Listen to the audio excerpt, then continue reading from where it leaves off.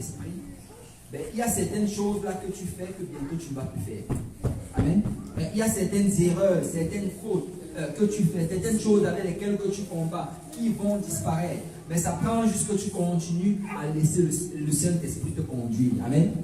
Parce que ça va produire cela en sa saison. Mais aujourd'hui, on va parler de douceur. Et avant cela, je vais un peu briser la glace en posant la question. C'est quoi la douceur? Elle m'a dit c'est mon épouse. C'est quoi la douceur? Est-ce qu'il y a quelqu'un qui peut s'exprimer?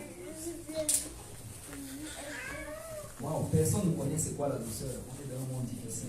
Et puis les gens.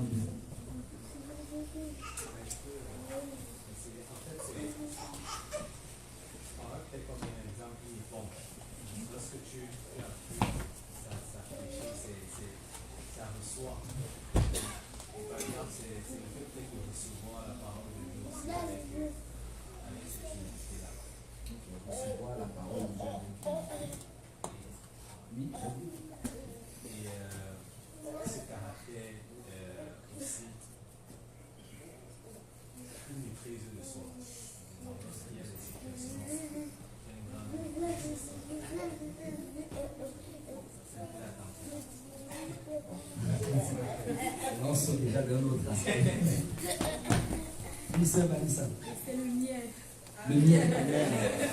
Miss Vanessa, depuis sa mère, mon miel. S'il y a quelqu'un d'autre, tu fais John. Oui, la douceur, c'est dans les actes. Moi,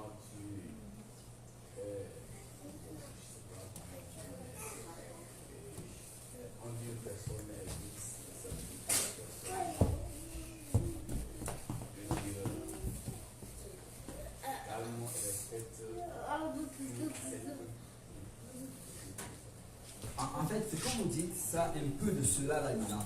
Et la chose, justement, c'est que le mot douceur, c'est un mot qui est difficile à définir. C'est ça. Mais on va y arriver, on va arriver à la définition. Avant qu'on ne parle de la définition, je vais d'abord mentionner certaines choses. C'est dans le monde dans lequel on vit présentement, les termes comme gentillesse ne sont plus vraiment considérés comme des vertus. C'est quand quelqu'un est gentil aujourd'hui, on le regarde comme s'il était stupide dans le monde à l'extérieur.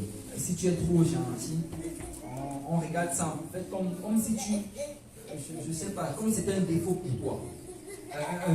Même la douceur en elle-même, ce n'est pas le premier caractère en fait que les gens dans le monde vont vouloir présenter d'eux. C'est dans le monde aujourd'hui du business, on veut des gens agressifs. On veut des gens qui, on dit en anglais, les go-girls, qui sont des gens qui vont pousser, et la douceur n'a pas vraiment sa place là-bas. Si tu regardes par exemple à la bourse, quelqu'un de tout il aurait du mal à trouver sa place à la bourse. Parce que ça prend une certaine agressivité. Les termes comme humilité. L'humilité aujourd'hui, c'est un mot en fait qui devient rare. C'est comme si on veut l'enlever du vocabulaire. Les gens ne sont plus humbles. Tu vas voir, chacun va se présenter, se vendre en fait. C'est un terme qu'on aime beaucoup à utiliser présentement. Tu dois te vendre. Et te vendre, c'est réellement te vanter en quelque sorte. Tu regardes toutes ces personnes d'ailleurs qui vont, les célébrités, tout le monde se vend. Je suis tel, je suis tel. Et l'humilité, il n'y a plus quelque chose de courant. Amen. Et c'est sûr que dans la maison de Dieu, ce sont des choses que tu vas voir. Ce sont des choses qui vont être exaltées. La gentillesse, on est gentil. Amen. Les uns et les autres, on est gentils. Amen. La douceur, l'humilité. Ce sont des choses peut-être que quelqu'un va dire c'est bon pour dimanche. Mais lundi à mon lieu de travail, ça ne marche pas. Et surtout ici en Amérique du Nord, parce que nous avons une tendance ici vraiment à se battre pour nos droits. Amen. Nous sommes toujours prêts à réclamer. Même les enfants, très jeunes, c'est comme si on leur apprend ça à la garderie. J'ai droit. Je ne sais pas s'il y a quelqu'un qui a déjà entendu dire ça à un enfant, que j'y ai droit. Tu as 2 ans, quel droit tu as? Et Et on nous apprend vraiment très tôt. Et on va utiliser des termes comme tiens-toi droit sur tes pieds. Ou bien sois un homme, si tu es un garçon. Ou bien ne les laisse pas te voir pleurer. Et ce genre de choses, vraiment pour nous dire que tu dois être toujours droit, tu dois te battre, tu dois te défendre. Et on va nous pousser vraiment dans cette direction. Amen. Et ça va à un extrême. Je ne sais pas si vous avez vu cela, mais j'ai lu cela dans les nouvelles. Après, j'ai me regretté de l'avoir lu. C'était une jeune fille en Europe. Et elle a décidé que maintenant, elle allait se promener sans plus porter de papier hygiénique. Je dis pendant qu'elle aura ses menstrues. Parce qu'elle dit en fait que là, il faut que le gouvernement français, non européen, commence à payer pour cela. Il dit que non, ce n'est pas nous qui avons demandé au monde, nous sommes venus comme ça, donc on ne doit pas avoir à payer pour cela. Et elle dit que c'est son droit. Et elle se promène juste comme ça. Et elle dit qu'elle va inonder les rues de Paris, je crois, avec son sang, parce que c'est son droit. Et ça, c'est vraiment dans la direction où le monde va présentement. Les gens réclament tout et rien. Et les gens pensent en fait que tout leur est dû présentement. C'est vraiment triste. Et chacun d'entre nous, en fait, nous sommes un peu d'une certaine manière appelés à nous vendre nous-mêmes, à crier haut et fort, et à nous présenter d'une certaine manière, de telle manière à ce que quand les gens nous voient, ils nous donnent une certaine importance. Mais quand tu regardes tout cela, c'est choquant de lire ce que Jésus dit par rapport à ça. Si quelqu'un peut lire haut et fort Matthieu 18, verset 4.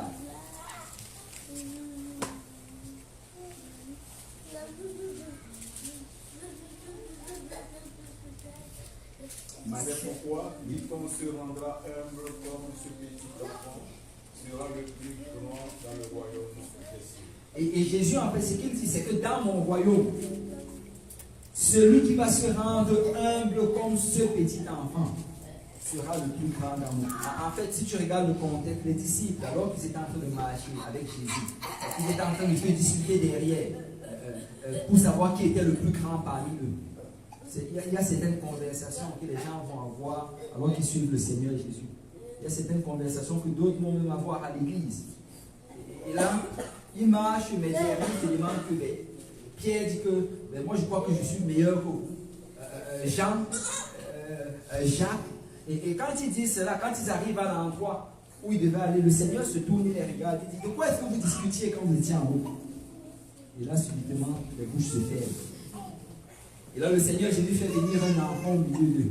Il leur dit: quiconque se rendra comme ce petit enfant sera le plus grand dans mon royaume. En fait, ce que Jésus a dit, c'est que pour être grand dans le Seigneur, il faut que tu sois très petit. Ça veut dire celui qui est le plus grand dans le royaume, ce n'est pas celui-là qui est en train de faire les choses les plus exaltées, les choses les plus élevées, mais c'est celui-là qui fait les choses les plus basses. Et on l'a déjà dit, et je vais encore le redire. Vous savez, quand on va arriver au ciel, il y a certaines personnes qu'on n'aura même jamais entendu prêcher la parole de Dieu, mais qui vont se retrouver devant, juste parce que leur travail c'est de nettoyer les toilettes. Parce que ce que l'homme exalte, le Seigneur le rabaisse. Mais ce que l'homme rabaisse, le Seigneur l'exalte. Et Jésus leur a dit: le plus grand dans mon royaume sera celui qui fera comme ce petit enfant. Matthieu 23, 11 à 12. Si quelqu'un peut lire au fond.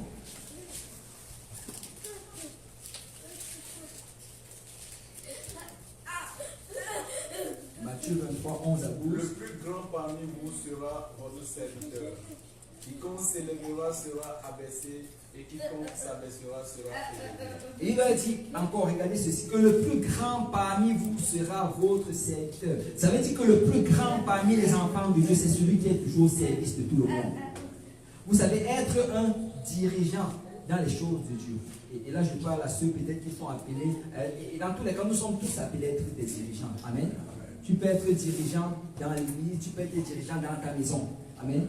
Et sûrement, tu es dirigeant à ton lieu de travail.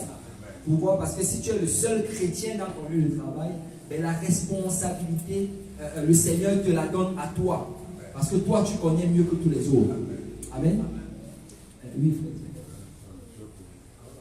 Oui, même à l'école. À l'école, si tu es le seul chrétien, va, marche la tête haute et réalise que tu es la lumière dans cette école. Amen. Mais Jésus dit ici que parmi tes enfants, le plus grand sera le serviteur. Vous savez, souvent on parle de ceux qui servent le Seigneur, ou bien de ceux qui enseignent la parole comme les ministres. On dit les ministres de l'évangile. Mais les ministres dans le Seigneur, ce n'est pas la même chose que les ministres dans le monde. Amen.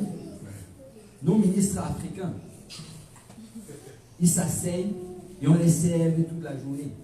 Mais si tu es un ministre dans le Seigneur, réalise que ton travail c'est de servir. Amen.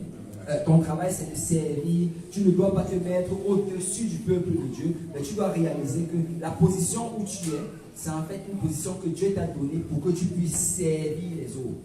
Et Jésus nous a montré le plus grand exemple d'humilité. C'est avant sa mort, quelques jours avant, non, la veille de sa mort même, alors qu'ils étaient dans la salle et qu'il était en train de se préparer pour souper. On dit qu'il s'est levé, il allait prendre un seau avec une serviette. Et là, il est venu, il s'est mis à genoux de ses disciples et il a commencé à leur laver les pieds. Vous savez, laver les pieds, ce n'était que les esclaves qui le faisaient en ce temps-là. Ce n'était que ceux vraiment qui étaient utilisés comme esclaves, comme les serviteurs vraiment de la maison. C'est eux qui étaient chargés de faire ces choses. Mais le voilà qui était leur dirigeant, il se lève et il commence à leur laver les pieds. Et ce que Jésus montrait vraiment là-bas, c'est que un dirigeant dans le Seigneur ne doit jamais s'élever au-dessus du peuple de Dieu. Et peu importe ce que tu occupes comme position, que tu sois pasteur, que tu sois dirigeant des champs, que tu sois huissier, tu dois réaliser que ton travail c'est de servir. Amen. C'est de servir. Et Jésus dit ici que le plus grand sera le serviteur. Donc en tant qu'enfant de Dieu, on doit réaliser que réellement, si nous voulons que Dieu nous regarde d'une manière agréable, c'est que nous devons chercher un moyen de servir les autres. Amen. Il dit que celui qui s'exalte lui-même sera rabaissé, mais celui qui s'humilie sera élevé. Et quelqu'un dit cela de cette manière, que dans le Seigneur, tu montes en descendant, mais tu descends en montant. Si tu es en train de te battre pour essayer d'avoir des positions où on va te voir, où tu vas recevoir l'acclamation, laisse-moi te dire que le Seigneur va s'assurer à ce que tu descendes d'une manière graduelle. Mais si par contre tu es en train de te mettre à une position d'humilité, où tu travailles pour le Seigneur, pas pour que les autres te voient, mais juste pour le Seigneur, en essayant le maximum possible de ne tirer aucune gloire de cela, c'est là que le Seigneur va t'élever. Alors quand on regarde cela, la vue du monde et la vue de Jésus, quelle est la vue que nous devons réellement adopter? Est-ce que nous devons nous aligner avec le monde qui exalte la fierté, qui exalte l'orgueil, qui exalte vraiment cette attitude-là d'être dur pour pouvoir avancer, pour pouvoir avoir du succès? Ou alors on va s'aligner avec le Seigneur qui demande en fait de s'humilier, d'être gentil et d'être doux pour pouvoir avoir du succès? Sûrement la réponse dépend de ce que nous on considère comme succès. La réponse dépend de notre standard de succès. Et si nous avons décidé que notre succès, c'est le succès du monde, avec les acclamations du monde, avec l'approbation du monde, eh bien, on va commencer à suivre cela. Et ça, c'est la voie que beaucoup suivent. Il y a des gens qui étaient dans la maison de Dieu, qui servaient Dieu. Mais, à cause du talent peut-être qu'ils ont reçu de Dieu, ils ont voulu avoir des acclamations. Et certains sont sortis, ils sont devenus des artistes dans le monde. D'autres, ils ont juste quitté la maison de Dieu parce qu'ils doivent courir derrière une carrière et ils n'ont plus le temps de Dieu. Parce que si tu cherches l'approbation du monde, tu vas prendre la direction du monde. Mais si tu cherches l'approbation de Dieu, tu vas t'humilier et permettre à Dieu de guider ta vie. Amen. Le mot utilisé en hébreu pour le mot pour le mot douceur, c'est le mot praos. C'est le mot praos. Et ce mot-là, en fait, ça a plusieurs aspects. Ça va avec. C'est pas compris ce que je t'ai dit. Parce que praos, tu peux revenir en avant. Il manque un mot. Parce qu'il y a douceur, il y a humilité, également gentillesse. Parce que c'est utilisé comme douceur, humilité et gentillesse. Le mot praos.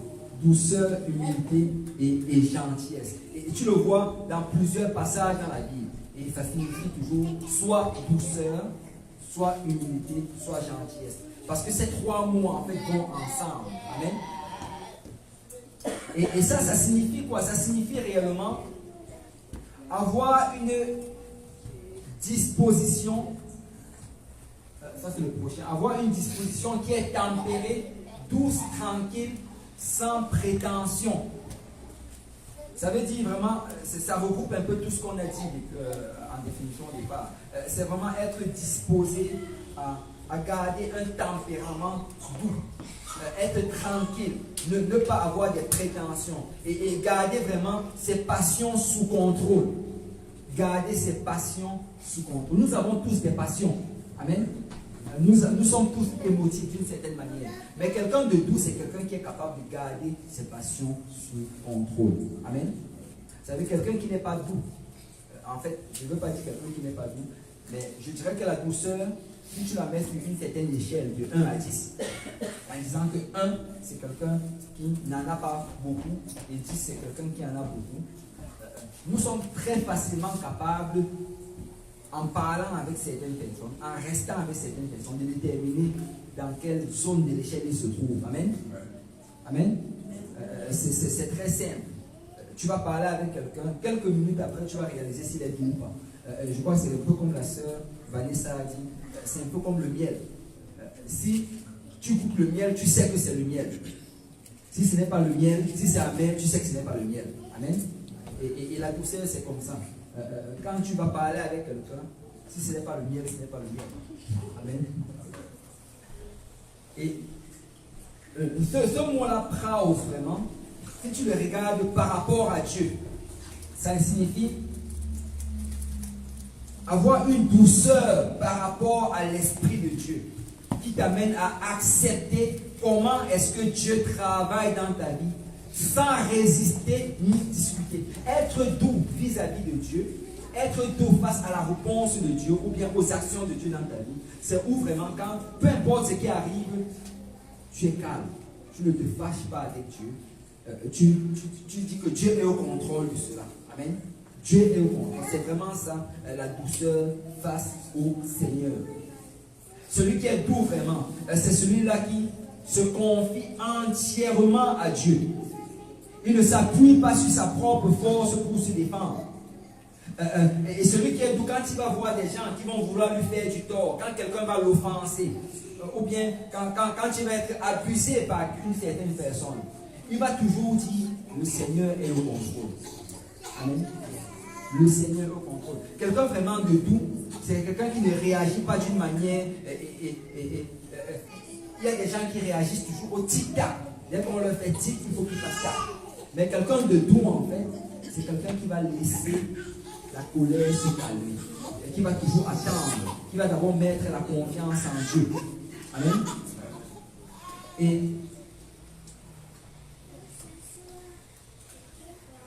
Et quelqu'un de doux va vraiment comprendre que s'il y a des choses qui arrivent dans ma vie, comme Dieu est au contrôle, je sais qu'il est en train d'utiliser cela pour me purifier. Amen.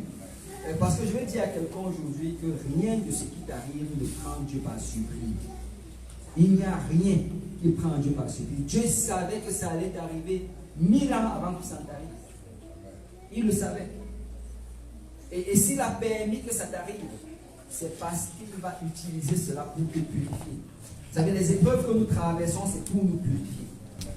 Est-ce que quelqu'un est un peu familier avec la manière comment on purifie l'or? On purifie l'or avec le feu.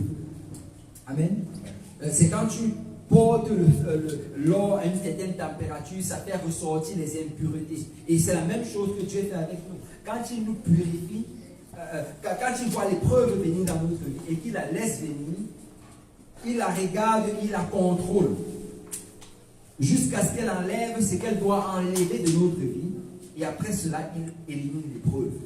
Et quelqu'un vraiment qui a cette douceur-là vis-à-vis de Dieu, c'est quelqu'un qui croit que Dieu est en train de travailler et je ne vais pas résister à Dieu.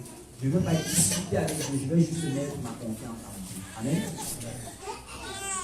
Mais malheureusement, aujourd'hui, le terme douceur rime très souvent avec le terme, pas le terme douceur, pardon, le terme gentillesse rime très souvent avec le terme faiblesse.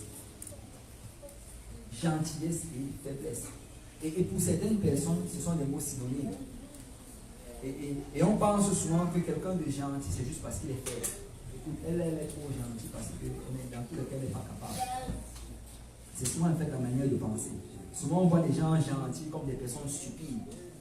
On voit des gens gentils comme des personnes qui n'ont pas de colonne vertébrale. Mais réellement, si tu peux aller à la prochaine. Non, avant.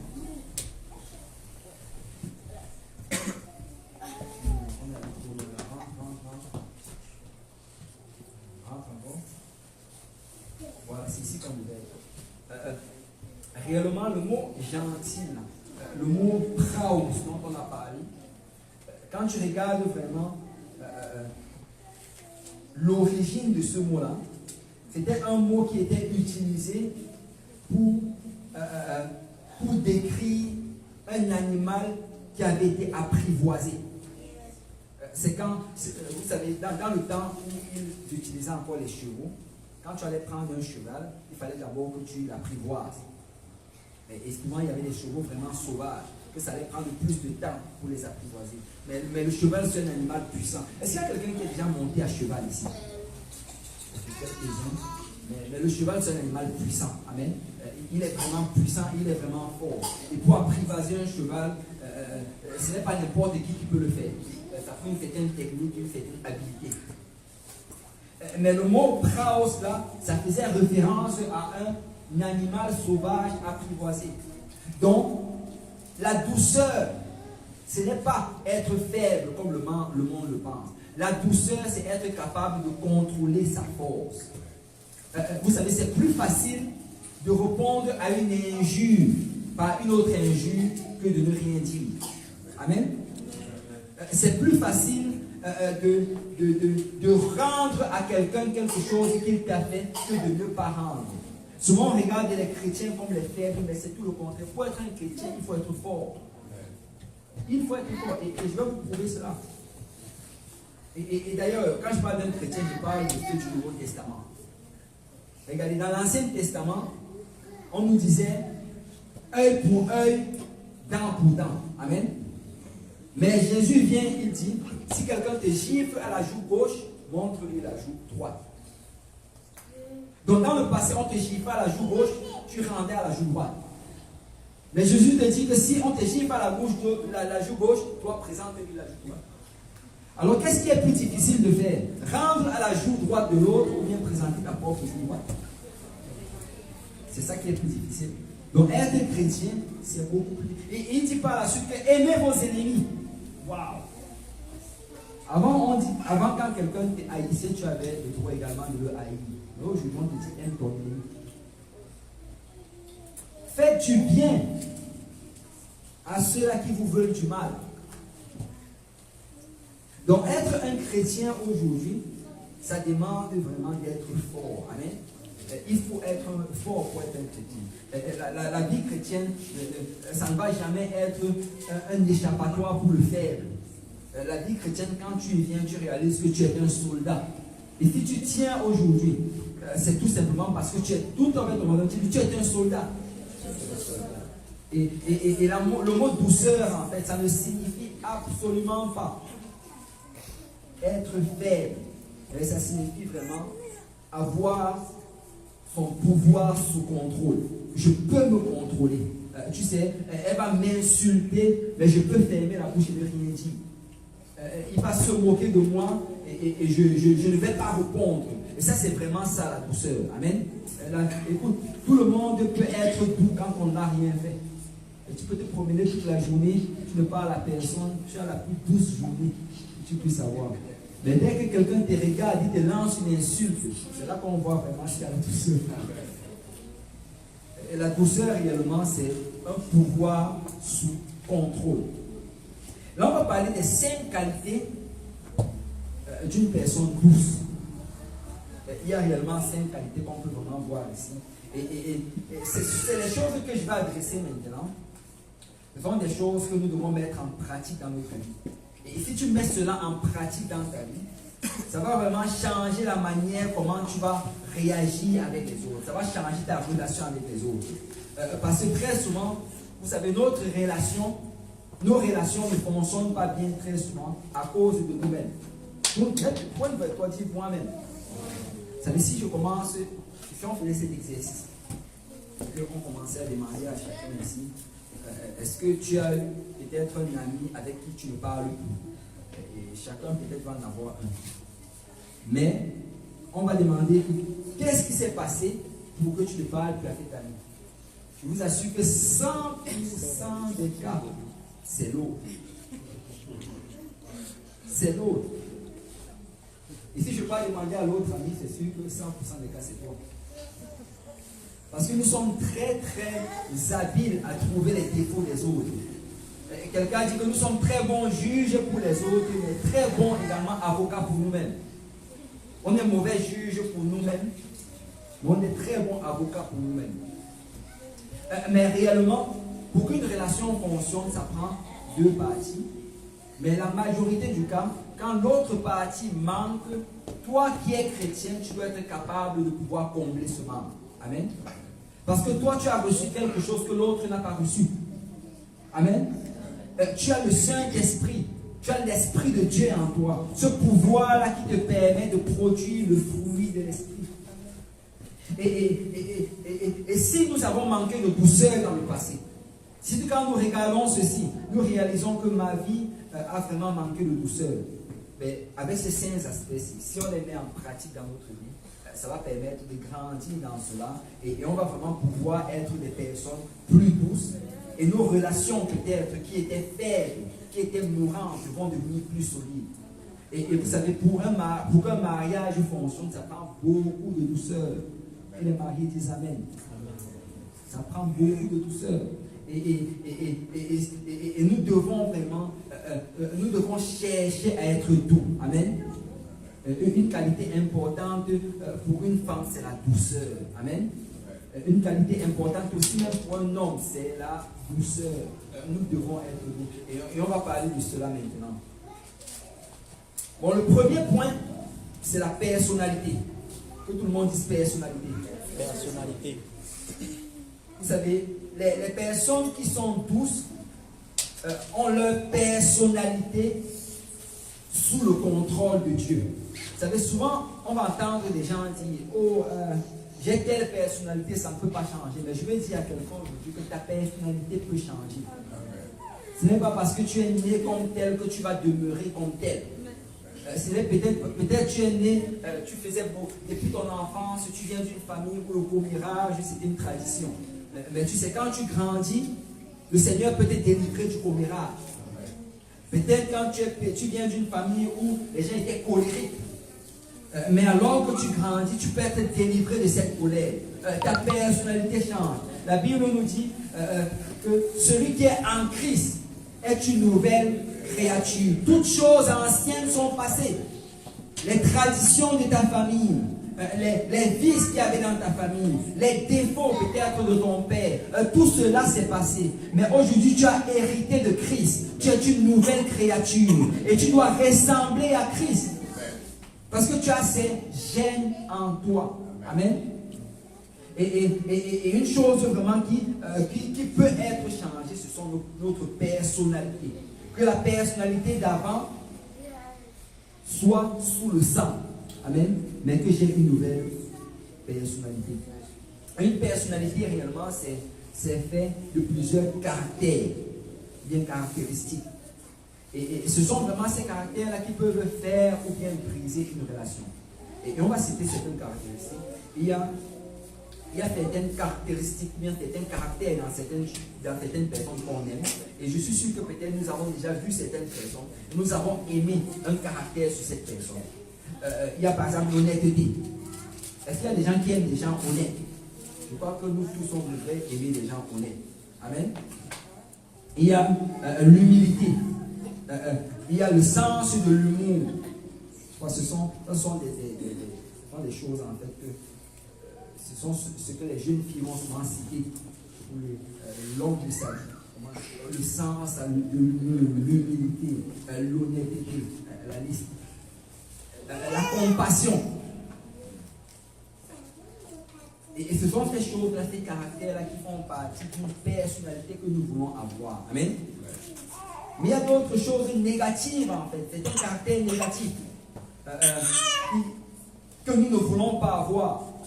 Il y a par exemple quelqu'un de rude. On n'aime pas les gens rudes. Amen. Que tu lui dis quelque chose, il te répond d'une manière sèche. On n'aime pas cela.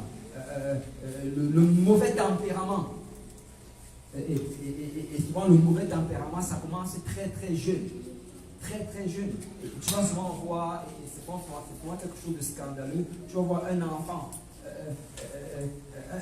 peut-être de 3 ans, 4 ans, il va répondre d'une manière vraiment brutale à quelqu'un. Et son parent va être fier que wow, mon fils, il a vraiment du caractère, et lui, il a un sale tempérament. Il a besoin d'éducation. Et le mauvais tempérament, ce sont des choses qui commencent tôt. Mais ça fait partie des mauvais caractères. Il y a la têtudesse. Et tous ces mauvais caractères-là, si on est honnête en nous-mêmes, on peut avouer que certains de ceux-là sont en nous. Amen. Et ce sont des choses en fait que nous avons grandi avec cela. Ce sont des choses qui ont fait partie de notre vie depuis l'enfance. Mais alors que nous venons vers le Seigneur, l'Esprit de Dieu commence à briser ces choses jour après jour. L'Esprit de Dieu commence à travailler sur cela si nous permettons à Dieu de travailler dessus. Amen. Vous savez, quand tu regardes en fait les apôtres de Jésus, en fait ces apôtres même les plus proches, au début de leur ministère avec le Seigneur, ils avaient beaucoup de mauvais caractères. Les plus proches, on sait que c'était Pierre, Jean et Jacques. Mais quand tu lis les paroles, quand tu lis la parole et tu vois vraiment l'attitude de ces personnes-là, tu réalises que, écoute, ils avaient des défauts. Amen. Ils avaient des défauts. Tu vois Pierre, dans Marc chapitre 10, on ne va pas le lire, mais dans Marc chapitre 10, on voit comment le jeune homme riche parle à Jésus. Et après, Jésus lui dit, tu dois vendre tout ce que tu as et suis-moi.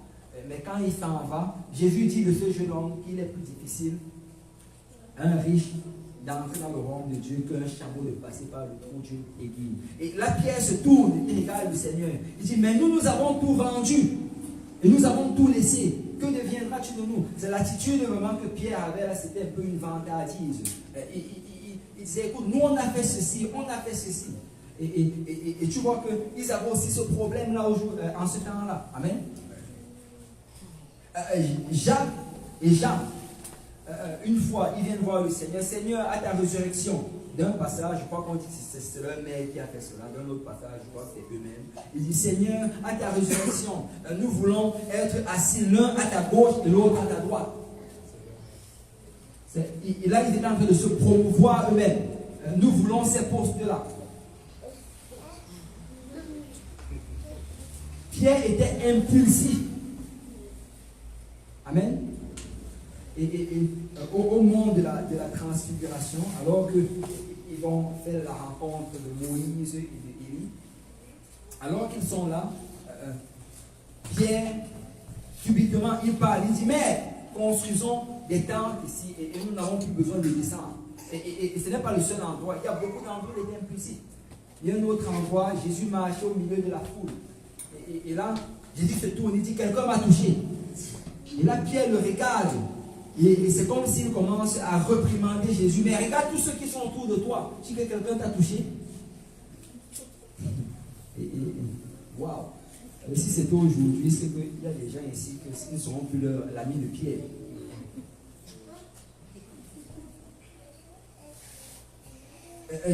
Jacques et Jean, ils arrivent chez les Samaritains avec Jésus, ils cherchent une chambre. Et là, personne ne veut leur louer de chambre parce qu'ils sont juifs.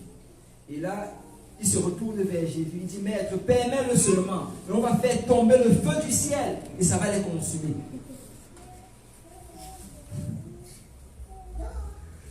Et là, tu vois vraiment qu'ils avaient une mauvaise attitude. Si quelqu'un peut lire Luc chapitre 9, verset 41.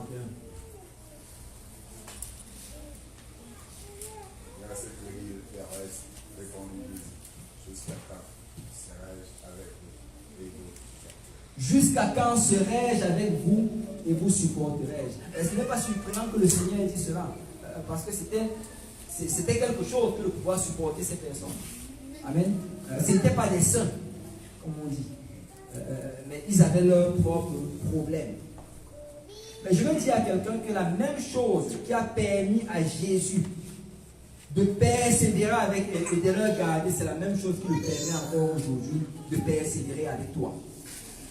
Donc, si tu peux voir ces choses-là sur les apôtres et que le Seigneur les a utilisés pareil, laisse-moi te dire que Dieu va t'utiliser. Juste demeure près du Seigneur. Permets à l'Esprit de Dieu d'agir en toi. Et de la même manière que Pierre a été transformé, tu vas être transformé. C'est Jésus voyant en fait leur potentiel.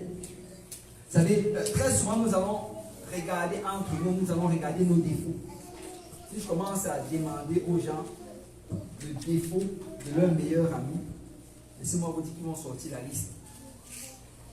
Mais quand Jésus regardait ses amis, il ne regardait pas leurs défauts, il regardait leur potentiel. C'est quand Jésus regarde Pierre, il lui dit, tu es Pierre. Mais sur cette pierre, je vais bâtir mon église. Le jour-là, il lui dit, tu es Pierre. Et en plus, quand tu regardes même le jour où il lui a donné le nom de Pierre, c'est Pierre venait à peine d'arriver vers lui. Il lui dit, tu ne t'appelleras plus Simon, mais tu t'appelleras Pierre. Et quand Jésus a dit ça à Pierre, il n'y avait encore aucun changement qui s'était produit en Pierre. Et tu regardes les versets qui suivent, tous les dégâts que Pierre va faire alors qu'il est avec le Seigneur. Mais avant même qu'il ne commence à marcher avec le Seigneur avait déjà dit, tu es Pierre. Un jour, tu vas être cette pierre solide.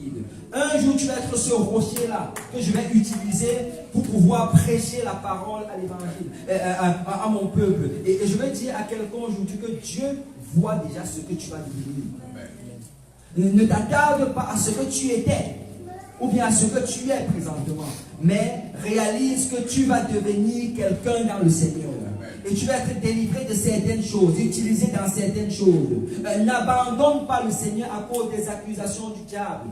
Persévère, parce que Jésus ne regarde pas dans le passé, il regarde dans le futur. Son sang a nettoyé le passé. Le passé est passé.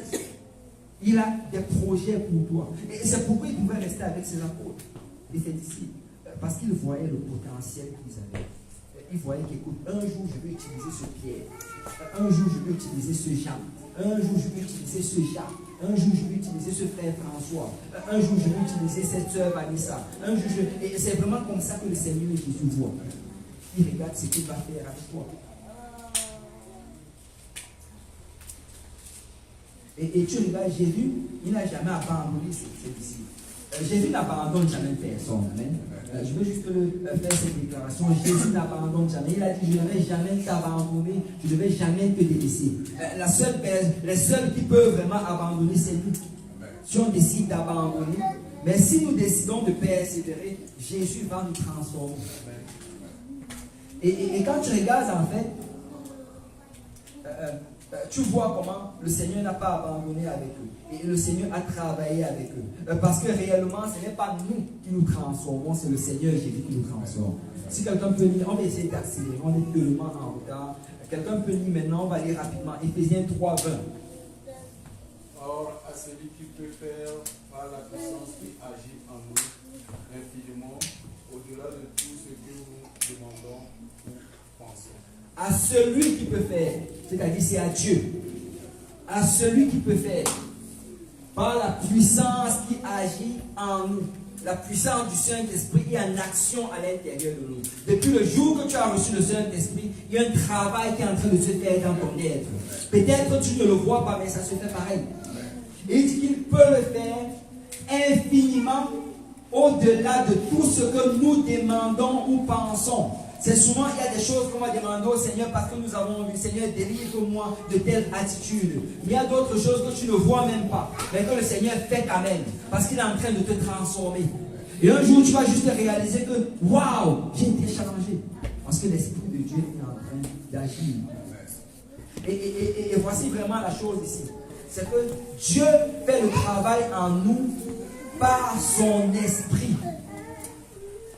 Et on doit juste permettre au Saint-Esprit de faire son œuvre. On doit laisser le Saint-Esprit agir.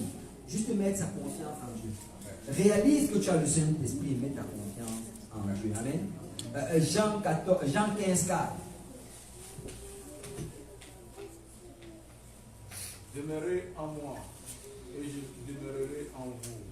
Comme le sarment ne peut de lui-même porter de fruits s'il ne demeure attaché au cep. Amen. Et Jésus dit ici, il donne la clé, il dit que notre responsabilité à nous, la seule responsabilité que Dieu te donne, Dieu ne te demande pas de te transformer, parce que tu ne peux pas te transformer toi-même. Dieu ne te demande même pas de te changer, parce que tu ne peux pas te changer. Ce qu'il te demande, c'est de demeurer en lui. Il dit que si tu demeures en lui, le cep et le sarment, le cep c'est la branche de la vie, le sarment c'est cette tige-là qui sort de la branche. En fait, le cep c'est le tronc, le sarment c'est la branche. Et il dit en fait que nous sommes comme la branche, et lui il est comme le tronc. Et il dit que si le tronc reste attaché à la branche, quand la saison va venir, elle va produire du fruit. Donc nous, notre responsabilité à nous, c'est de juste rester attaché à la branche. Parce que quand la saison va venir, il va produire la bonté en toi. Quand la saison va venir, il va produire la douceur en toi. Pourquoi? Parce que le Saint-Esprit qui est un peu comme cette sève, ça va toujours passer au travers du tronc pour venir en toi. Donc la responsabilité vraiment d'un chrétien, c'est de demeurer en Christ. Demeure dans le Seigneur et tu vas changer. Demeure dans le Seigneur et Dieu va te transformer. Donc la première des choses, c'est la personnalité. La deuxième des choses, attitude. Que tout le monde dise attitude. Attitude. En fait, quand on parle d'attitude ici, c'est par rapport à la manière comment nous pensons des autres. Et je vais bien l'expliquer.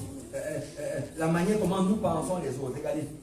La manière comment nous voyons les autres vont déterminer deux choses. Nos attitudes et nos actions. Et ça, peut-être la phrase, quand on la dit, ça semble compliqué, mais je vais l'expliquer, ça va être très simple. La manière comment tu vas, en fait, ton attitude et ton action face à ton patron, ce n'est pas la même attitude et action face à ton collègue de travail. Amen. C'est quand le patron se présente, tu changes d'attitude subitement. Amen. C'est comme si tu es très travaillant. Et là, tu n'as même pas le temps de boire de l'eau. L'attitude change et les actions changent. Mais quand c'est juste un collègue qui est à côté de toi, c'est autre chose. Amen. Et vraiment, tout cela, c'est par rapport à la manière comment nous voyons les choses. Et tu peux l'amener et la mettre dans... Tu peux l'appliquer dans tous les autres aspects de ta vie. C'est tes attitudes et tes actions par rapport à ton épouse. C'est par rapport à la manière comment tu la vois. Si tu vois ton épouse comme une femme de Dieu, une servante du Seigneur, et que tu la vois comme un cadeau venant de Dieu, mais ton attitude sera différente de si tu la voyais comme ta servante. Amen.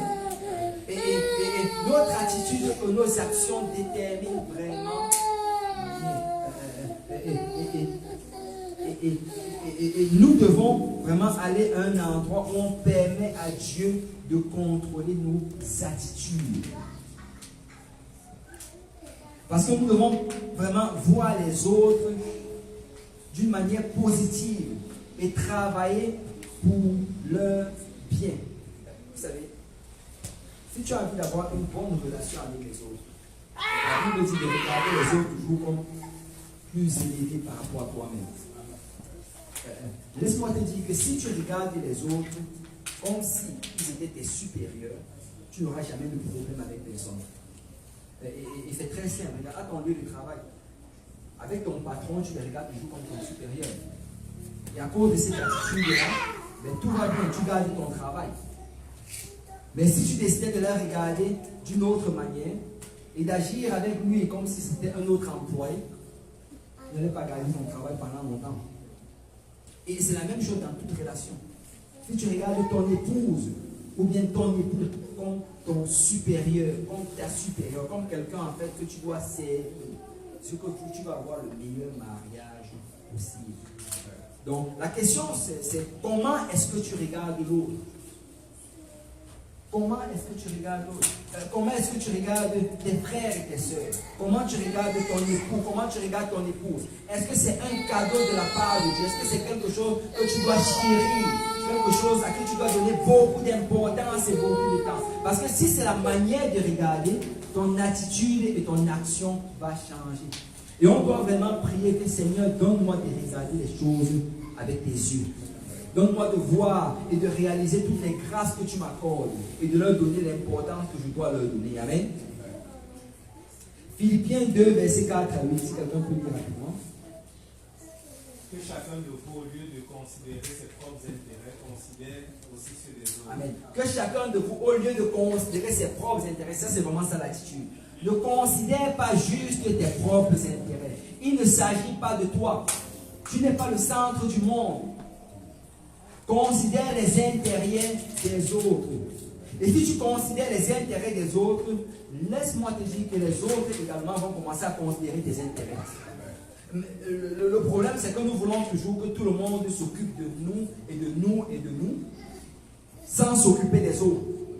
Mais laisse-moi te dire que si tu t'occupes de toi et de toi et de toi, et que les décisions que tu prends, c'est toujours par rapport à toi-même, ben les autres le remarquent. Et tu sais quoi, eux aussi, ils entrent dans cette position, on va dire quoi, d'autoprotection, où ils disent que puisqu'ils ne cherchent que ses propres affaires, je vais aussi chercher les miennes. Et vous êtes là tous les deux, c'est comme si vous n'êtes pas ensemble, parce que c'est comme si vous combattez l'un pour l'autre, parce que chacun travaille pour ses propres intérêts. Mais la Bible dit de chercher l'intérêt des autres. Amen. Maintenant, on continue, verset 5. Ayez en vous les sentiments qui étaient en Christ. C'est ça. Ayez en vous les sentiments qui étaient en Christ. En fait, quand je lisais le passage là, c'est ça que ça fait en référence. On dit cœur de Christ. Bon, je ne sais pas si c'est vraiment le cœur de Christ. Mais c'est les sentiments. Amen. Et c'est de quel sentiment que ça parle? Prochain verset. Lequel, existant en forme de Dieu, n'a point regardé comme une proie arrachée d'être égal à Dieu, mais s'est dépouillé lui-même en prenant une forme de serviteur, en devenant semblable aux hommes. Et après s'être trouvé. On continue jusqu'au verset. Et après s'être trouvé dans la situation d'un homme, il s'est humilié lui-même et se rendant obéissant jusqu'à la mort, même jusqu'à la mort de la croix. Amen. Et on dit ici le sentiment qui était en Christ. Et le sentiment dont on parle, c'est un sentiment d'humilité. Que tout le monde dise humilité. Humilité. Vous savez, douceur et humilité vont toujours ensemble, comme on l'a dit tantôt. Pour être doux, il faut être humble. Et on explique ici c'est quoi l'humilité. On dit existant en forme de Dieu. Pourquoi? Parce que Jésus c'est Dieu manifesté en chair. Amen. On dit il n'a pas cherché à être l'égal à Dieu. Dans quel sens? Ça veut dire que quand il est venu, il n'a pas voulu avoir les honneurs de Dieu. C'est Jésus, quand il est né dans le plus humiliant endroit qu'un enfant puisse naître. Je crois qu'aucun d'entre nous n'est né dans cet endroit. Il est né dans une étable, au milieu des excréments, des vaches et des moutons. C'est là que le Dieu de l'univers a décidé de se manifester en chair. Et quand il est venu, il a vécu une vie, et en plus la famille qu'il a choisi de naître dans, c'était une famille pauvre. Joseph et Marie étaient pauvres. Il a grandi dans cette famille modeste-là. Il n'a jamais vraiment possédé des choses élevées. Et alors qu'il était le roi de l'univers, il était le serviteur de tout le monde. Et la Bible nous dit que c'est ce sentiment qu'on doit avoir. Nous ne devons pas toujours nous élever au-dessus des autres. Mais peu importe notre éducation, peu importe notre talent, peu importe notre richesse, nous devons toujours regarder les autres comme au-dessus de nous-mêmes. C'est ça le sentiment qui était en Christ, un sentiment d'humilité. Et regardez ici, on dit, il s'est humilié lui-même. Et regardez, une chose importante à mentionner ici, c'est que Dieu ne va jamais t'humilier. En fait, si tu es en règle avec lui, Dieu ne va pas t'humilier. Et ce n'est pas au rôle du pasteur de t'humilier. La Bible dit que Jésus s'est humilié lui-même. C'est si Dieu t'humiliait, ce que tu allais avoir honte et tu n'allais plus retourner vers Dieu. Alors si tu veux grandir dans le Seigneur, tu dois apprendre à t'humilier toi-même. Tu dois apprendre souvent à reconnaître que c'est de ta faute. Tu sais, même si peut-être ta responsabilité dans cette affaire n'était que de 10%, tu dois reconnaître tout ce 10%-là de la plus haute des manières sans essayer de pointer vers ce que l'autre a fait. C'est ça vraiment l'humilité. C'est quand on cherche toujours à avoir raison, quand on cherche toujours à montrer notre point de vue. Ça, c'est un trait de l'orgueil. Parce que quelqu'un qui est humble, vous savez, un serviteur, regarde l'exemple qu'on a dit ici, on a dit comme un esclave. Est-ce que vous avez déjà vu un esclave qui vient se présenter devant son maître? J'avais raison. Non, c'est que ça fait tort. Et on nous dit que Jésus était comme un esclave. Chaque fois qu'on voit, en passant, quand on parle de la Bible, chaque fois qu'on voit le mot serviteur, en grec, vraiment, c'est esclave. C'est esclave. Donc, on dit qu'on est des serviteurs. Ça veut dire qu'on doit avoir l'attitude des esclaves. C'est-à-dire vraiment se rabaisser au plus bas niveau. C'est si tu veux avoir de bonnes relations dans ta vie, apprends à te rabaisser. Apprends à reconnaître ta faute. Apprends à ne pas pointer. Ne t'approche pas vers la personne en disant tu sais, j'ai fait ceci, mais c'est parce que tu avais d'abord fait. Non. Juste reconnais ce que tu as fait. Parce que quand tu commences à pointer vers l'autre, ça va donner nulle part. Parce que l'autre va aussi aller dans la défensive. Et on dit qu'il s'est humilié lui-même. Vous savez, c'est la raison pour laquelle l'épouse du Christ aime son époux. Oui. Pour revenir sur le fait que, pour donner notre point de vue, si on est dans des débats, des discussions avec des amis, c'est correct. Donner son point de vue, essayer d'argumenter pour montrer qu'on soutient une thèse. Ouais, tu parles du point de vue par rapport. Comme tu as pointé tout à l'heure le fait que donner son point de vue peut donner une impression d'arrogance parce que tu veux toujours avoir raison. Donc je demande si on est avec des amis, quand on est en train de faire des débats, on peut donner toujours notre point de vue, essayer d'argumenter parce qu'on pense qu'on a raison. Bon, c'est ça. Ben, c'est sûr que ça dépend toujours des cas. Tu vois? Parce que il y a certains arguments dans lesquels tu peux aller, mais il y a d'autres arguments dans lesquels c'est mieux de ne juste pas aller. Ça dépend toujours des cas. Et je vais donner un exemple. En ce qui concerne, si tu parles par exemple avec une personne qui n'est pas sauvée, peu importe le sujet que vous êtes en train d'aborder, il faut toujours réaliser avant tout que le salut de cette âme est plus important que le débat que vous êtes en train d'avoir. Donc même quand vous argumentez, si tu vois que ça avait déjà trop t'échauffer, peut-être laisse-le gagner le débat. Ça peut être une occasion peut-être pour ramener cette personne à Dieu. Je vais dire par là qu'on doit vraiment, on doit faire les choses intentionnellement. Pas juste vouloir avoir raison en tout temps. Parce que nous pouvons gagner un débat et perdre une âme. Et je préfère gagner l'âme et perdre le débat. Donc l'argumentaire, on doit. C'est sûr que si tu dois rédiger un devoir sur argument, ou bien tu dois être dans un débat où l'argumentation c'est tout autre chose. Vous êtes dans un débat public. Mais si c'est avec quelqu'un et que tu sais que la personne peut être offensée, parce que très souvent ça amène à l'offense. C'est ça le truc. Ça peut commencer un simple débat. Non, moi je préfère le Tim Hortons, moi je préfère le Marc Café. Et après on commence à discuter, et après ça s'échauffe. Après on se parle pas pendant une semaine. Non, donc il faut être conscient de cela. Par rapport à la parole de Dieu, il y a certaines choses qu'il faut juste laisser avec l'âme. Tu l'accordes cela, juste pour pouvoir regarder. Les choses, par exemple, qui ne sont pas sanitaires. C'est ça, toute chose qui n'est pas sanitaire n'entre jamais dans l'alimentation de l'âme. Parce que dans tous les cas, il ne peut pas voir ces choses s'il n'a pas encore reçu le Saint-Esprit. Donc, une chose et on doit toujours, c'est quelque chose d'important. Et c'est vraiment quelque chose que nous on manque quand nous sommes nouveaux convertis. Parce qu'on voit de nouvelles choses, le Seigneur nous révèle des choses par son esprit. Et on veut montrer qu'on a raison. Mais souvent ça n'aide pas la cause. Hein? Lui, il avait le frère John.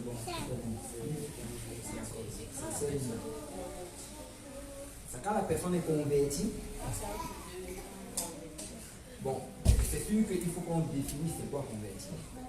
Parce que converti, ça veut dire qu'il obéit à l'évangile selon l'évangile apostolique, selon Acte 2, 38.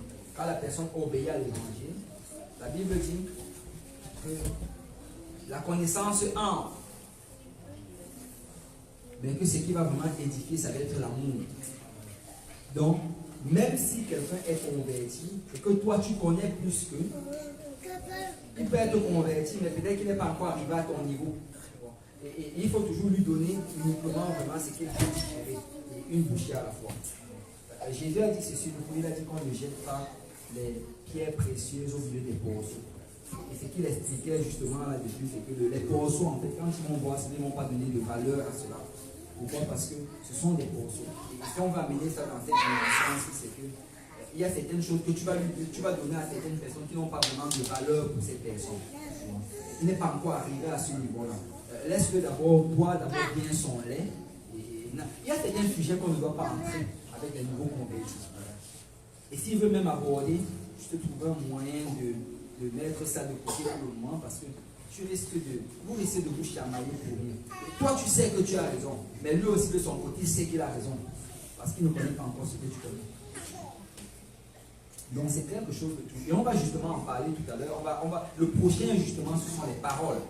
Tout le monde dit paroles. Mais avant cela, je ne sais pas si on a fini. On avait lu Philippiens. D'accord. Et le prochain, 2 Pierre, chapitre 1, verset 6 à 7. C'est un peu plus rapidement.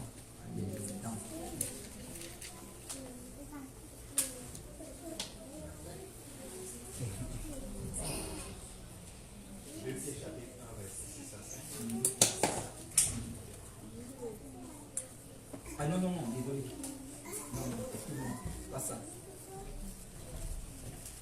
Mais en fait, ce que je voulais mentionner, si tu peux plutôt aller à Jacques, je me suis trompé, Jacques 3, 16. Mais avant que tu n'y ailles, pendant que tu y vas, je vais juste mentionner que si nous permettons notre attitude d'être au contrôle de Dieu, ça va faire à ce qu'on commence à comprendre les autres. Et c'est vraiment dans ce point que je vais amener. Nous devons être capables de comprendre les autres. Comprends à quel niveau ton ami, ton frère, ta soeur se trouve. Comprends pourquoi il traverse ce qu'il traverse. Considère vraiment ses problèmes. Ne soyons pas de ceux-là qui jugent toujours les gens. Soyons de ceux-là qui comprenons les gens. Parce que Jésus te comprend. Amen. Jésus te comprend. Et ça, c'est vraiment le point qu'on appelle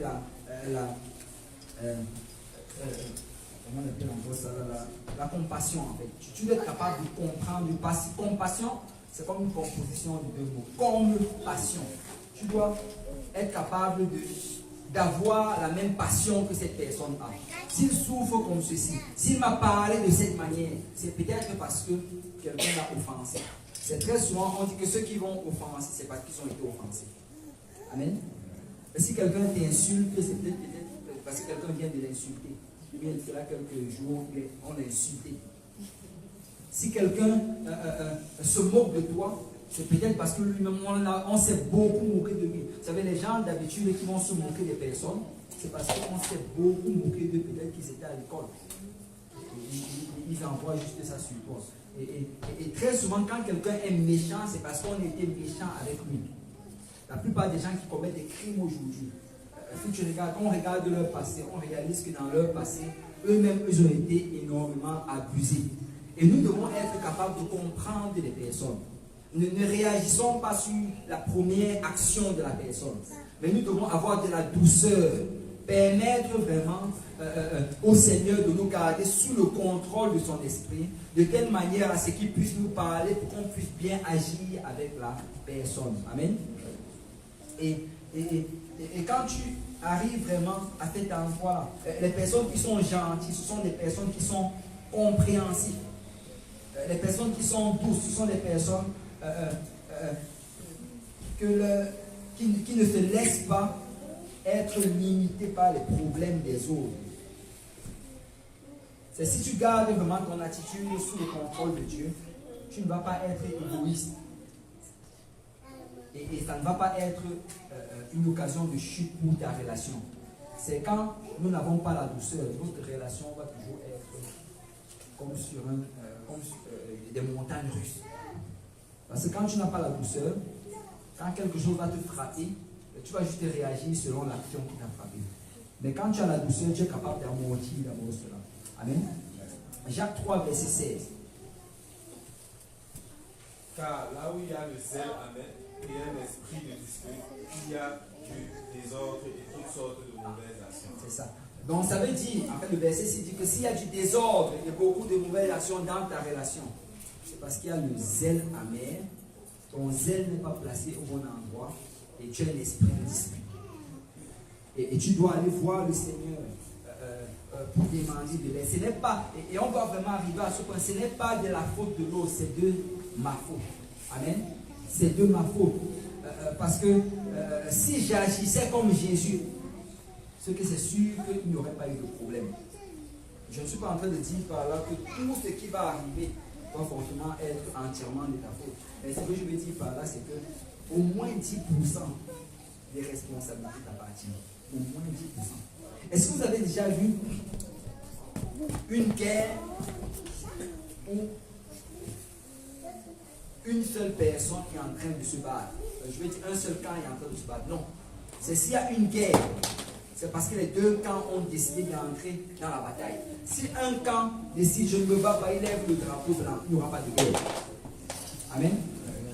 Et on doit vraiment arriver à ce point-là. La troisième chose que je vais mentionner, c'est parole. Que tout le monde dise parole. Chaque personne ici, on est assez âgé pour comprendre le pouvoir de la parole. Amen. Et nos paroles peuvent être destructives ou bien encourageantes.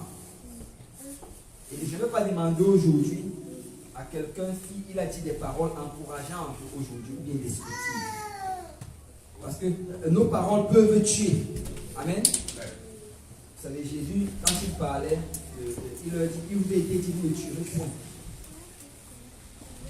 Mais il y a aujourd'hui des gens qui tuent même par leurs paroles. Et souvent, une parole peut faire plus mal qu'un épée. Jacques 3, verset 6 à 8.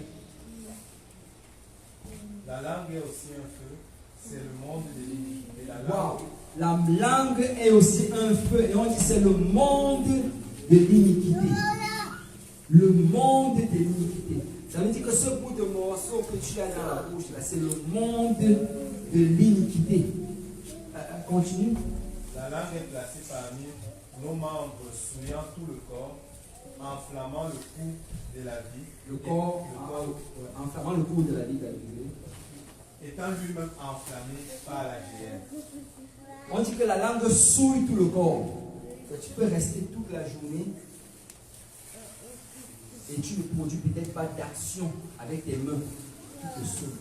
Mais rester toute une journée sans produire une parole qui va te souiller est difficile. Et la Bible dit que c'est le monde de l'iniquité, ça souille tout le corps. Et quand tu regardes, il y a quelqu'un qui avait dit ceci. Il avait dit que les mots les plus doux, ce sont les mots qui n'ont jamais été dits.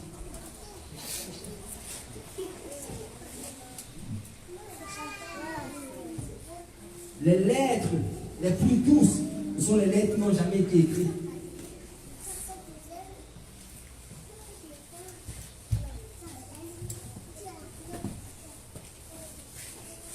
Que les mots qui ne sont pas prononcés ne brisent pas les cœurs.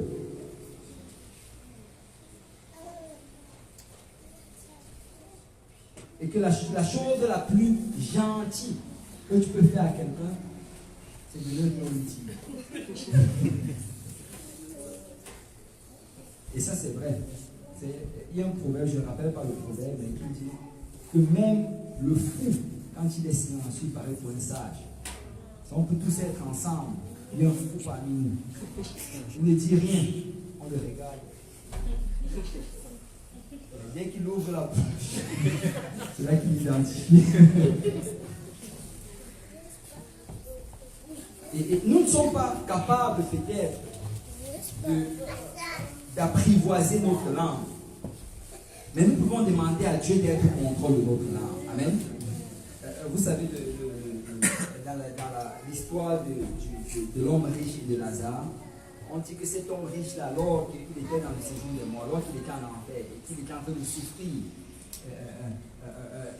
il demande de l'eau. Mais il ne demande pas de l'eau pour se verser sur tout son corps, alors qu'il dit qu'il souffre atrocement dans le feu. Il demande de l'eau et une seule goutte d'eau pour assouvir sa larme. Et quelqu'un a prêché dessus. Il a enseigné que sûrement c'était le membre qui souffrait le plus, parce que c'est le membre qui avait le plus péché. Parce que si tu fais les décomptes, l'inventaire des péchés dans ta vie, je crois que ta langue a le plus grand nombre. C'est Dieu veut contrôler notre cœur pour contrôler notre langue. Amen. Si quelqu'un peut lire Luc chapitre 6, verset 45. L'homme bon tire de bonnes choses du bon trésor de son cœur. L'homme bon tire de bonnes choses du bon trésor de son cœur. Hein? Et le méchant tire de mauvaises choses de son mauvais trésor. Et le méchant tire les mauvaises choses de son mauvais trésor. Hein? Car c'est de l'abondance du cœur que la bouche parle. La Bible dit que c'est de l'abondance du cœur que la bouche parle. Ça veut dire que quand nous disons quelque chose, et qu'après on dit, oh, excuse-moi d'avoir dit cela, je ne le pensais pas. Ça veut dire que... Amen. Ce n'est pas moi qui le dis, c'est la Bible qui le dit. Parce que très souvent, on va dire un tas de choses, un tas de choses. Et après, on se dit que quand je vais juste venir dire, oh, excuse-moi d'avoir dit cela, que ça va effacer. Ça ne passe pas. Parce que les paroles blessent. Une blessure ne se guérit pas en un jour. Et la Bible nous dit en fait que réellement ces paroles, si ça, je ne dis pas qu'il n'y a pas de lapsus, il peut y avoir de lapsus. Mais si c'est une répétition de lapsus, ça veut dire qu'il y a un problème avec le cœur. Ce n'est pas un problème de langue, lapsus, mais c'est un problème de cœur. Amen. Et Proverbe 15, verset 4.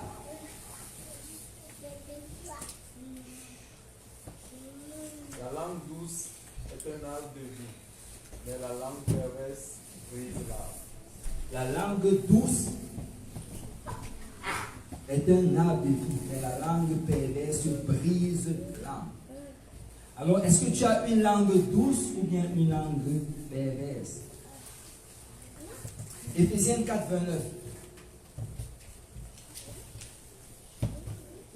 Il ne sorte pas de votre bouche aucune parole mauvaise, mais s'il y a lieu, quelques bonnes paroles qui servent à l'édification et communiquent une grâce à ceux qui entendent. Amen. Paul dit ici qu'il ne serve pas de votre, qu'il ne sorte pas de votre bouche une parole mauvaise.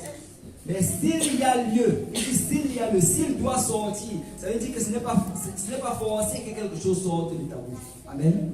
Souvent, comme on a dit tantôt, la meilleure des choses, c'est juste de se taire. Dans notre passage, la Bible dit que celui qui parle beaucoup pêche beaucoup. Amen. Celui qui parle beaucoup pêche beaucoup. Et il dit, s'il y a lieu, quelques bonnes paroles qui servent à l'édification et qui communiquent une grâce à ceux qui l'entendent.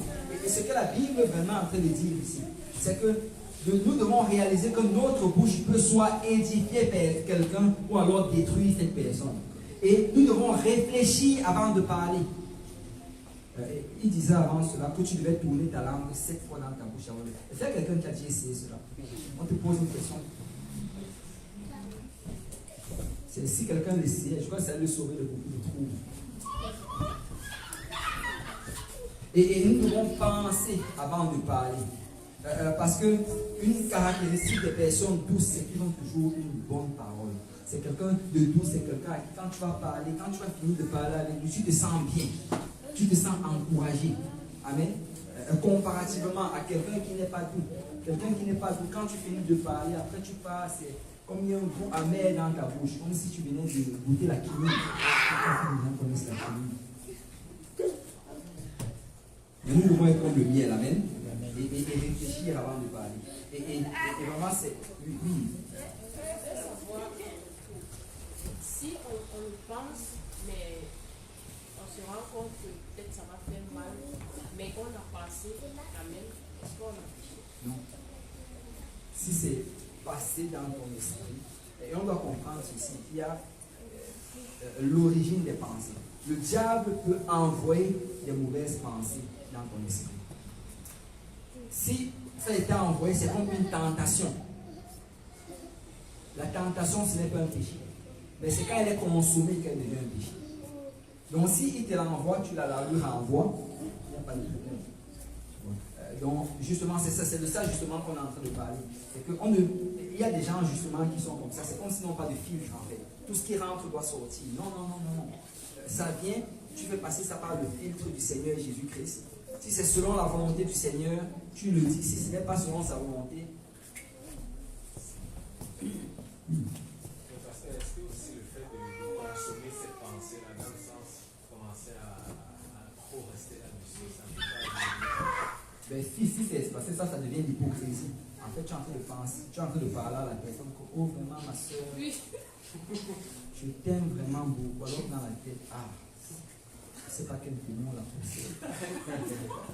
Ça, c'est l'hypocrisie. Et là, tu n'es pas en train de mentir à cette personne, tu mens au Seigneur Jésus.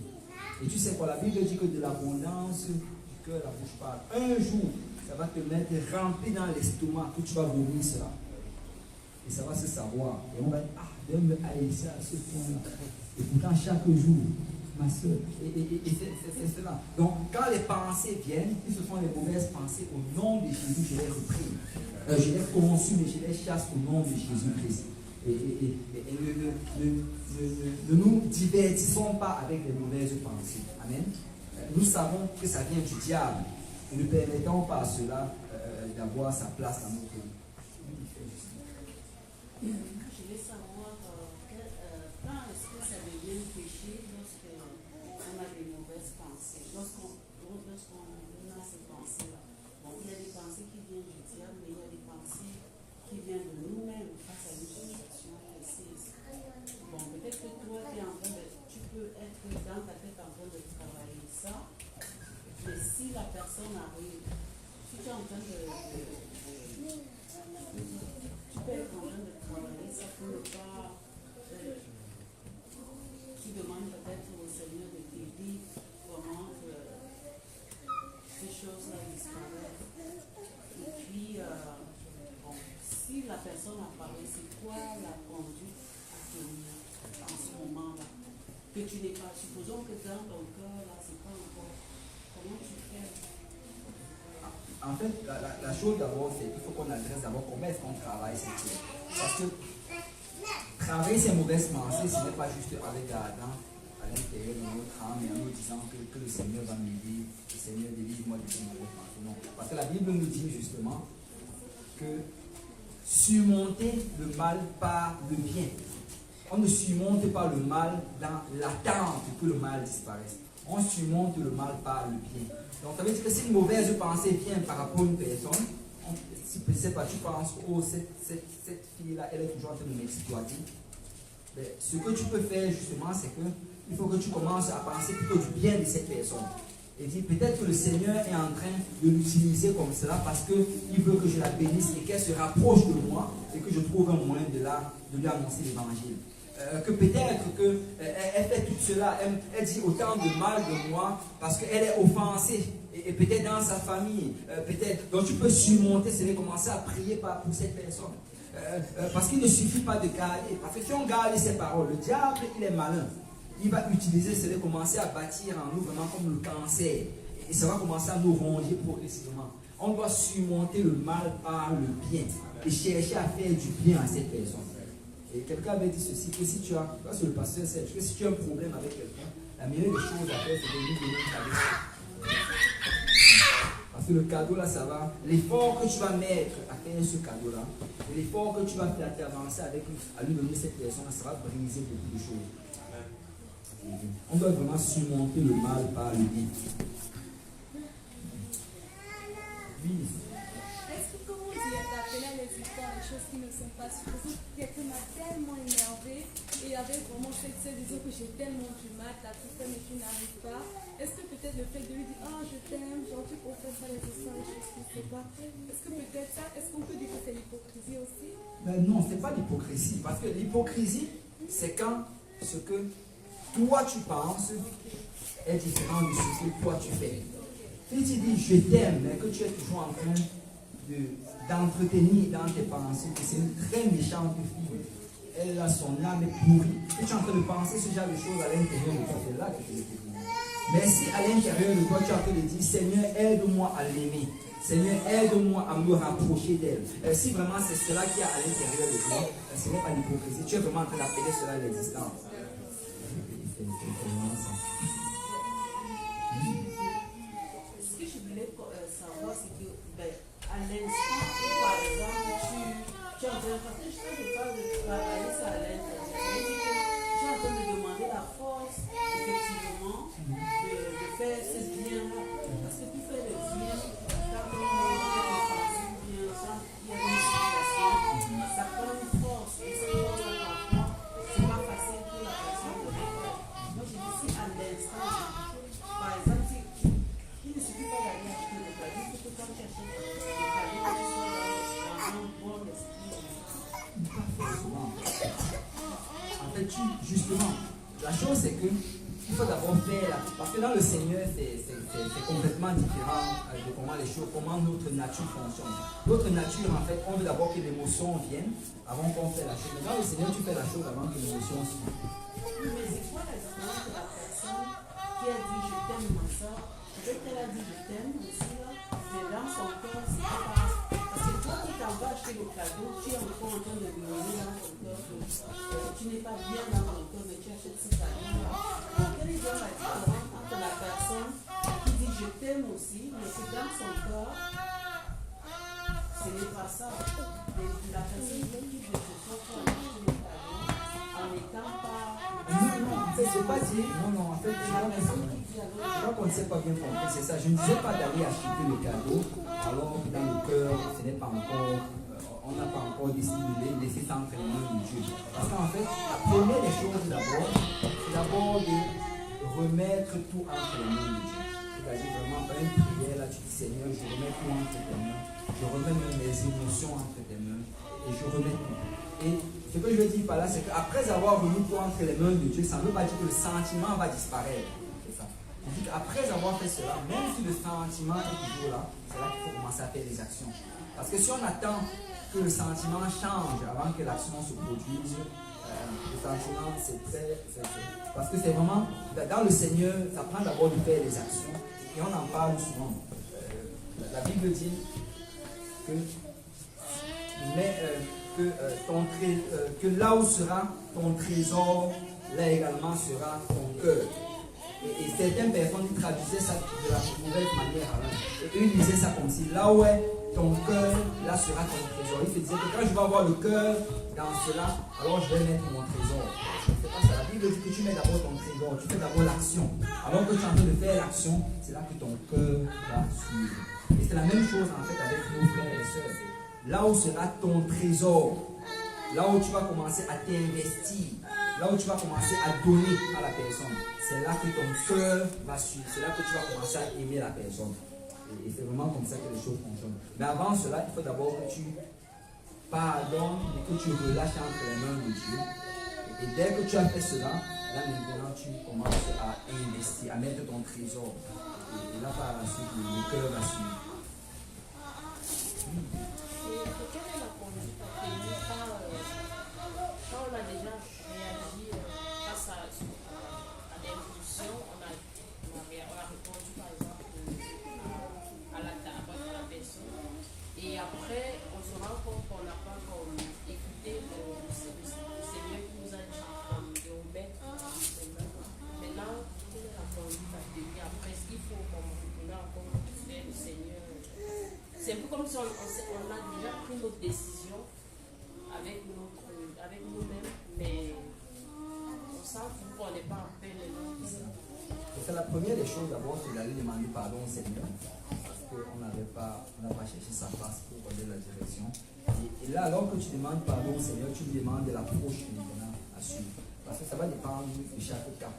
Chaque personne est différente. Et je peux te donner une approche là maintenant, mais ça ne fonctionnerait pas forcément avec cette personne-là. Donc, ça prend de demander à Dieu, Seigneur, quelle est l'approche que je dois maintenant avoir avec cette personne. Et le Seigneur va vraiment diriger le pas progressivement. On va essayer d'avancer et à la fin, on va prendre les questions. Là, on est quand même avancé. Si vous me donnez juste 10 minutes, et je vais essayer de conclure. Amen. Ok. On a déjà pris 3 points. Le 4e point, c'est le mot attendre. Quelqu'un dit attendre. C'est quand quelqu'un t'offense. Est-ce que très souvent tu es doux avec cette personne ou alors est-ce que tu commences à juger cette personne? Parce que réellement, notre réponse va déterminer la santé de notre relation. La réponse que tu as face à l'offense détermine la santé de la relation avec la personne. Et même avec le Seigneur, c'est comme ça. Rappelez-vous de cette femme-là qui est venue voir le Seigneur. La Bible l'a décrit comme la femme syro-phénicienne. Et on dit qu'elle est venue, maître, ma fille, elle est en train de mourir. Et elle demandait la guérison pour sa fille. Le Seigneur, premièrement, il n'écoutait même pas. Et là, elle aurait pu être offensée parce qu'elle est en train de supplier Jésus, mais Jésus ne l'écoute pas. Et là, même par la suite, alors qu'elle continue à insister, un des disciples du Seigneur dit, maître, repousse cette femme, elle est en train de nous déranger. C'est comme si tu étais à l'église, quelqu'un dit à l'église que mais cette femme-là nous dérange. Tu aurais pu être offensé. Mais on nous dit que la femme, elle a continué à insister. Et finalement, le Seigneur s'est retourné pour lui parler. Le Seigneur lui dit, il n'est pas bon de prendre le pain réservé aux enfants pour donner ça aux petits chiens. En fait, il a traité le petit chien. Vous savez, il y a eu 3 occasions d'offense pour cette personne. Beaucoup d'entre nous ici seraient partis ça sur une mauvaise église. Quel genre de pasteur? Mais on nous dit que cette femme-là, elle a répondu, mais même aux petits chiens, on donne les miettes qui tombent de la table du maître. Et quand tu regardes vraiment dans le passage qu'on en parle, la Bible dit, à cause de ce que tu as dit, va et qu'il te soit fait selon ta demande. Donc sa guérison n'était pas réellement à cause de la réaction de Jésus, mais c'était réellement à cause de sa réaction à elle. Parce que notre réaction, notre attente, notre manière de répondre va vraiment être déterminante pour nos bénédictions et nos relations. C'est quand toi tu gâches, quand toi tu fais des erreurs, Dieu est toujours prêt à t'accueillir. Amen. Comme l'enfant prodige. Dieu est toujours prêt. Avant même que l'enfant prodige n'aille prendre un bain, avant même qu'il ne se présente et que s'agenouille devant le Père pour demander pardon. La Bible dit que le Père était déjà sorti et qu'il courait vers lui. Parce que c'est comme cela que Dieu fait. Éphésiens 4.2. Quelqu'un peut lire rapidement. Éphésiens 4.2 rapidement. Avec patience, vous supportant les uns les autres avec charité. C'est ça. Et la Bible dit que en toute humilité et douceur, avec patience, vous supportant les uns les autres avec charité. Ça veut dire que nous devons nous supporter les uns les autres. Tu sais, tu as peut-être une attente de comment ton frère doit réagir, comment ta soeur doit réagir, comment ton époux doit réagir, comment ton épouse doit réagir. Mais tu sais quoi? Tu dois être humble et tu dois être patient avec cette personne. Sois patient. Il n'est pas encore arrivé où il va arriver. Après un certain temps, il va y arriver. Mais d'ici là, sois patient. Parce que Jésus est patient avec toi. Amen.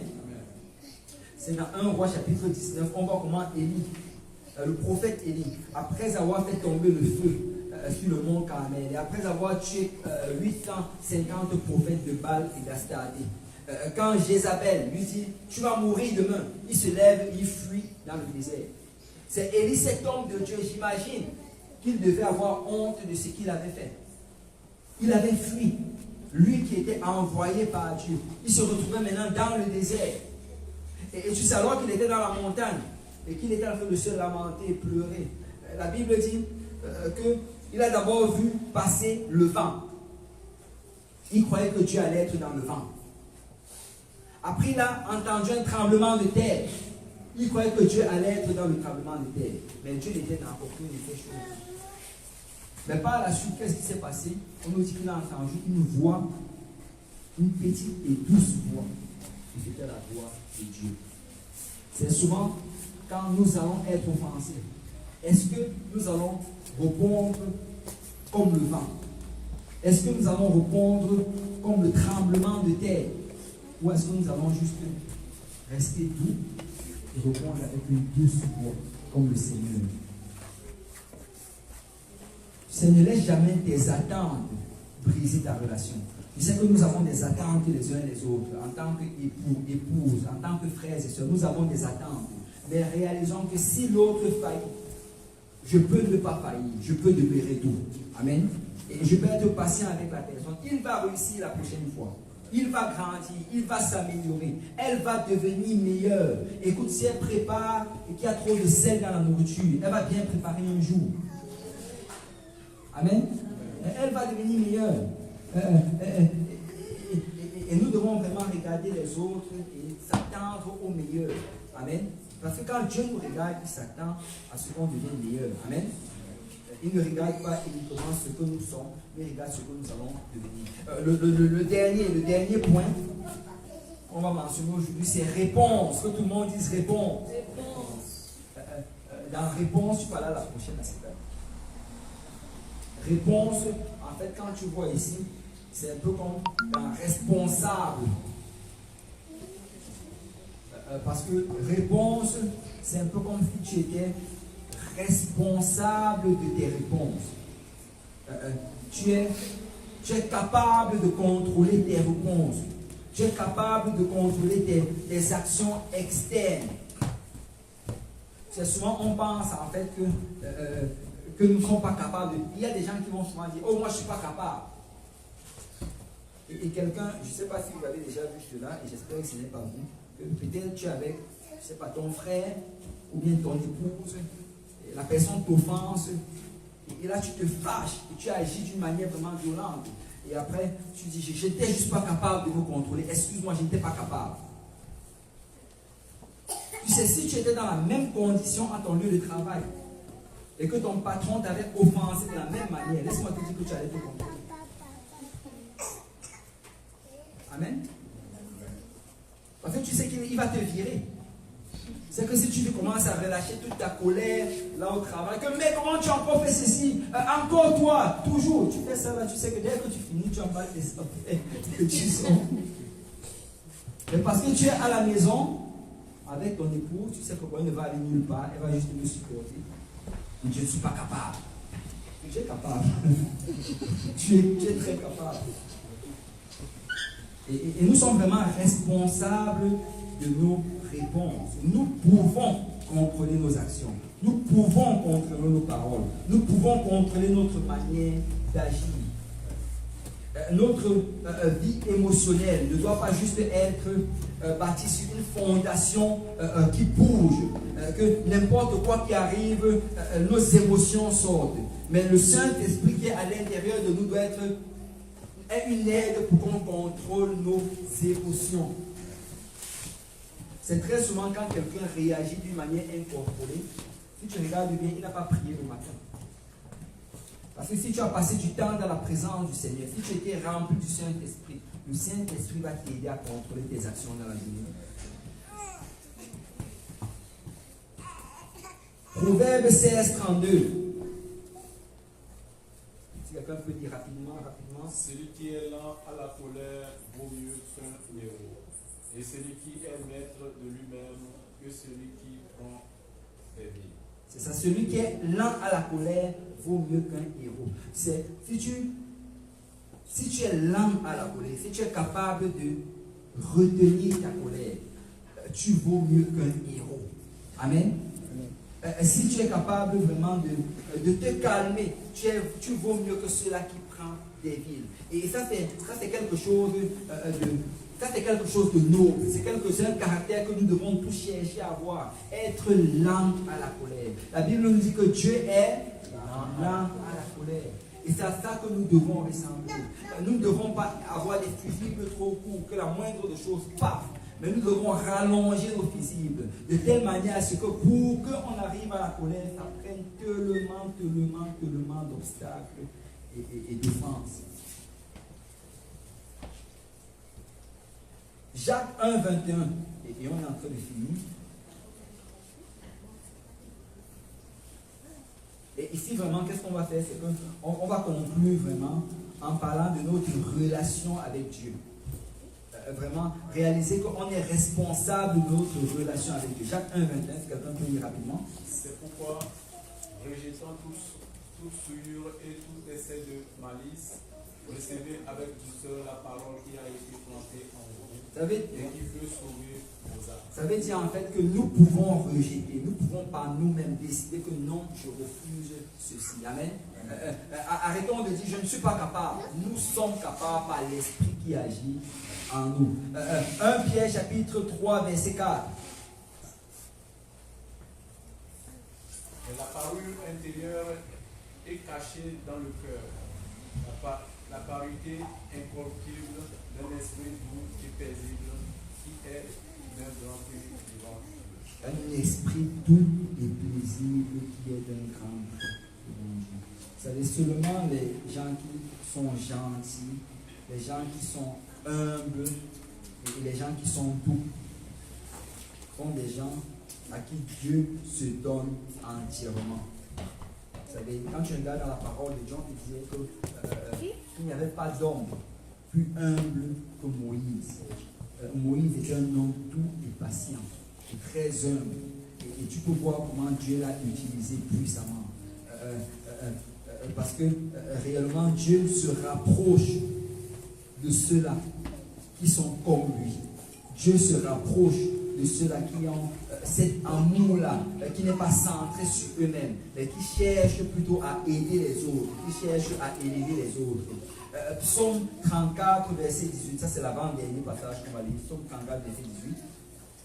L'Éternel est près de ceux qui ont le cœur brisé, et il sauve ceux qui ont l'esprit dans l'abattement. Ceux qui ont le cœur brisé, c'est réellement ceux qui sont humbles. Jacques 4, verset 6.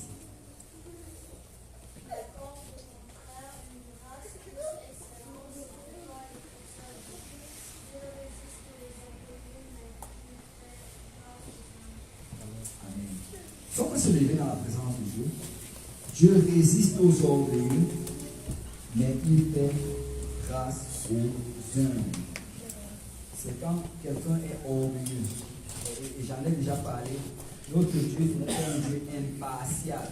Ce n'est pas un Dieu neutre.